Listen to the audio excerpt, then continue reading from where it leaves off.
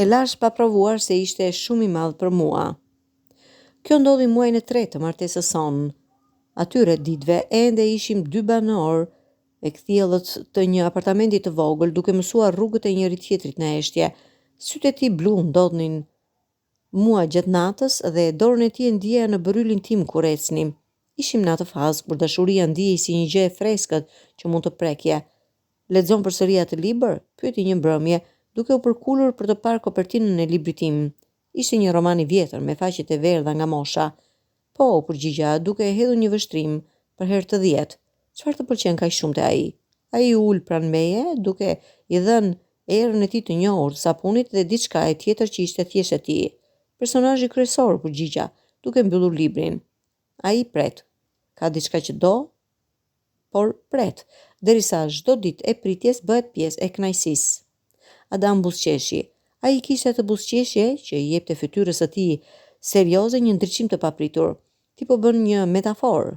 Ndoshta, përgjigja duke i ofruar pak. Ai e vuri dorën në faqen time. Gishti i madh, duke i gdhendur harkun e vetullësime. Dhe pse ai pret? Pse nuk e merr thjesht atë që do? Sepse ndonjëherë, shpërita, pritja është pjesa më e mirë. Ajo të bën të kuptosh se çfarë do vërtet. Atë natë, kur të gjitha dritat u fikën dhe vetëm zhurma e qytetit për te dritarëve na mbante kompani, Adam më puthi. Ishte puthja jonë e rregullt, e njohur, e dashur, por pastaj ndryshoi.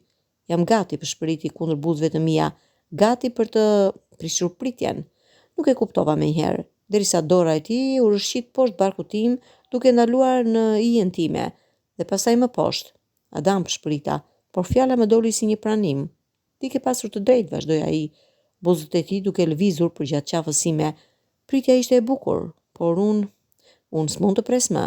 Në errësirë, zhveshja jonë nuk ishte ajo e zakonshme, e ngutshme, ishte ngadalt, me një qëllim të ri. Dhe kur u shtirëm të zhveshur në shtrat, ai më ndezi me gishta të qetë, të matur, si një muzikant që përgatit instrumentin e tij për një vepër të re. Unë kam një problem, tha ai papritur, duke u ndalur. Çfarë lloj problemi? Pyeta, duke e kapur për krahut për të mos e humbur kontaktin. Ai ndaloi dhe mori frym. Kur isha adoleshent, i bëra operacion në atje. Nuk ishte diçka serioze, por ndryshoi gjërat. Çfarë lloj ndryshimi? Pyeta. Zemra duke më filluar të më ra me një rarje të parregullt. Më bëri më të madh, tha ai thjesht. Më të madh se normalja, dhe unë kam frikë se do të të dëmtoj. Nuk e kisha parë kurrë. Ne kishim bërë dashuri, por gjithmonë e errësirë të plot, gjithmonë të pjeshme, gjithmonë duke shmangur këtë fund të caktuar. Dhe unë, në ignorancën time të dashur, kisha marrë këtë për ndjeshmëri. A mund ta shoh? Pyeta. Ai heshti për një moment, pastaj u kthye dhe ndezi llamën e vogël në natë. Drita e zbejt mbushi dhomën. Dhe pastaj e pash. Dhe të gjitha fjalët më lanë. Ishte i pafund. Jo në një mënyrë të tmerrshme, por në një mënyrë që të bënte të mendosh për perënditë e vjetra greke, për statuje që adhuronin për krenare njerëzore. Ishte i madh në mënyrë që dukesh jo njerëzor, por megjithatë plotësisht njerëzor. Adam përshpërita. E di, tha ai, duke ju kthyer përsëri dhe duke e fikur dritën. Kjo është arsyeja pse nuk e kemi bërë kurrë plotësisht, sepse kam frikë. Dorën time vendosa aty duke e prekur. Ishte nxehtë, e fortë, dhe në gishtat e mi ndjeva një dridhje. Ti ke qenë duke u friksuar gjatë gjithë kësaj kohe. Po, përshpëritja ai, sepse nëse do të dëmtoj, nuk do ta mbaje dot veten. Ndjeva një val dashurie, aq të fortë sa pothuajse më mbyt. Ky burr i butë me librat dhe buzëqeshjen e fshehur kishte mbajtur këtë frikë brenda vetes, duke u përpjekur të më bëjë të lumtur. Le ta provojmë, thash unë.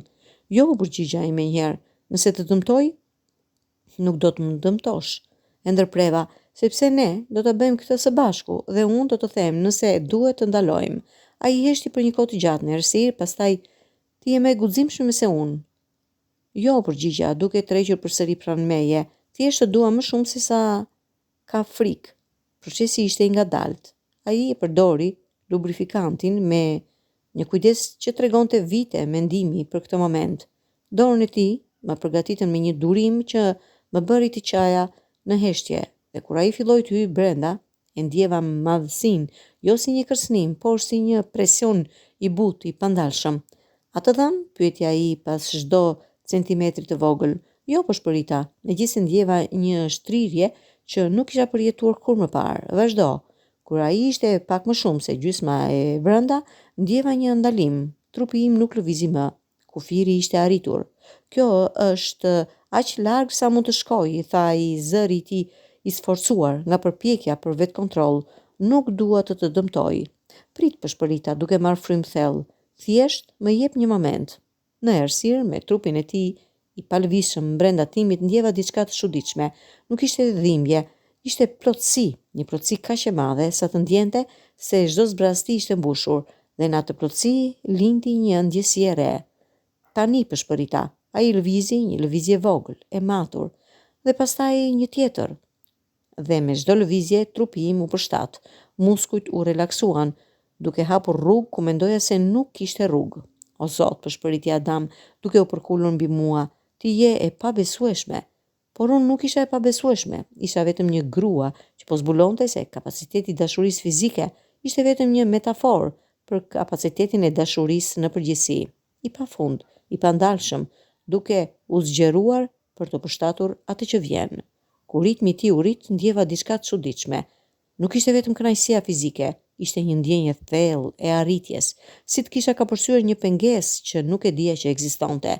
Dhe kur orgazma më goditi, ajo erdhi jo si një përhapje zakonshme, por si një përmbytje e plot, një përmbytje që më bëri të qaja me forcë me trupin duke u dridhur në Adamin. Jam i keq, tha ai, duke u ndalur menjëherë. Jo, qava duke e kapur shpatulla. Jo, është e përsosur. Kur më në fund ushtrim, të përfshirë në heshtjen e natës, Adam më puthi në ballë. Ti je më e guximshme personi që kam njohur ndonjëherë. Ti je më i mirë, përgjigja, sepse ke mbajtur frikën tënde për të më mbrojtur mua. Ai heshti për një moment. A do ta bëjmë përsëri? Do ta bëjmë kur përsëri? Çdo natë premtova. Dhe çdo mëngjes, dhe ndonjëherë në pasdite. Ai qeshi dhe qeshja e tij ishte e lirë, e shliruar. Mendoi se pritja ka mbaruar. Jo, korrigjova duke e përqafuar. Tani pritja e vërtet fillon. Pritja për të parë se sa larg mund të shkojmë. Dhe kështu bëm. Dhe çdo herë që bënim dashuri, ai nuk ishte më buri i friksuar, dhe unë nuk isha më gruaja që nuk e dinte.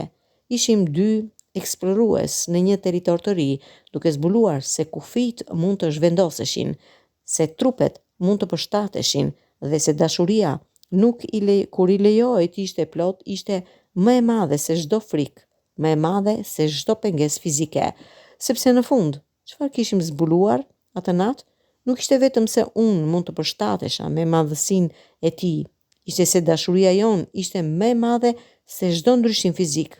Dhe kjo ishte e vetmja madhësi që vërtet kishte rëndësi.